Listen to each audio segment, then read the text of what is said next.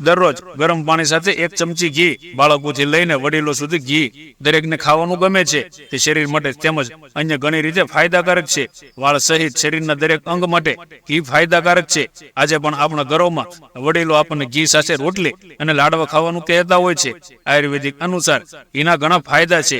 ઘી ખાવાના એટલા બધા ફાયદા છે કે લોકો સવારે ઉઠતાની સાથે જ ઘી પીને દિવસની શરૂઆત કરવાનું પસંદ કરે છે. જાણો સવારે ઘી ખાવાના ફાયદા. ઘી એવી વસ્તુ છે જેનો ઉપયોગ લગભગ દરેક ભારતીય ઘરમાં થાય છે. સામાન્ય રીતે તેને રોટલી અને ઘીની દાળ સાથે ખાવામાં આવે છે. જેમ કે તમે ઘણીવાર ઘરના વડીલો પાસેથી સાંભળ્યું હશે કે ઘી સ્વાસ્થ્ય માટે ફાયદાકારક માનવામાં આવે છે, પરંતુ ઘી ખરેખર સ્વાસ્થ્ય માટે ફાયદાકારક જ છે. રોગ પ્રતિકારક શક્તિ વધારે છે. ઘી બ્યુટેરિક એસિડથી ભરપૂર હોય છે, જે શરીરને રોગ સામે લડતા ટી સેલ્સ ઉત્પન્ન કરવામાં મદદ કરે છે. પાચન તંત્ર સુધારે છે. ઘીમાં ભરપૂર માત્રામાં પોષક તત્વો હોય છે જે પાચન માટે ફાયદાકારક હોય છે. તે પેટ અને પાચન તંત્રને મજબૂત બનાવે છે. રોજ સવારે ખાલી પેટે 1 ચમચી ઘીનું સેવન કરવાથી પાચન તંત્ર સુધરે છે. ઘીનું સેવન પેટને સ્વસ્થ રાખવા સાથે ઊંડો સંબંધ ધરાવે છે. પ્રાચીન સમયમાં આપણા પૂર્વજો દરેક ભોજન પહેલા 1 ચમચી ઘી ખાતા હતા. આ પેટને સ્વસ્થ રાખે છે અને અલ્સર અને કેન્સર જેવી બીમારીઓનું જોખમ પણ ઘટાડે છે. વજન નિયંત્રણ. વજન ઘટાડવામાં પણ ઘી મદદરૂપ છે. એનું સેવન વજનને નિયંત્રિત કરવામાં પણ મદદ કરી શકે છે.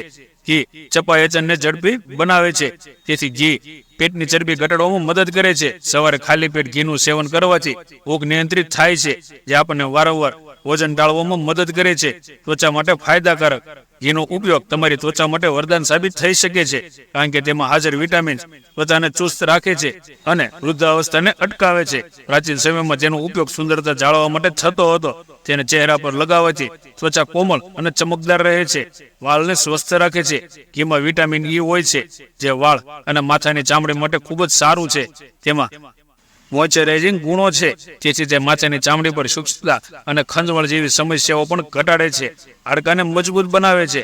એ હાડકાને પણ મજબૂત બનાવે છે, કારણ કે તેમાં વિટામિન K ભરપૂર માત્રામાં હોય છે, જે કેલ્શિયમના શોષણમાં મદદ કરે છે. તે દાંતના સડોને રોકવામાં પણ મદદ કરે છે. મિત્રો, કેવી લાગી માહિતી કમેન્ટ કરીને જરૂર જણાવજો. સીતારામ.